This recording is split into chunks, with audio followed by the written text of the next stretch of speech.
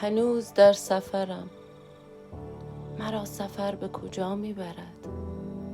کجا نشان قدم ناتمام خواهد ماند و بند کفش به انگشت‌های نرم فراغت گشوده خواهد شد؟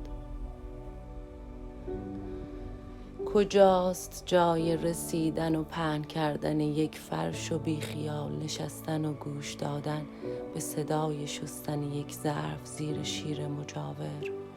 و در کدام بهار درنگ خواهی کرد و سطح روح پر از برگ سبز خواهد شد؟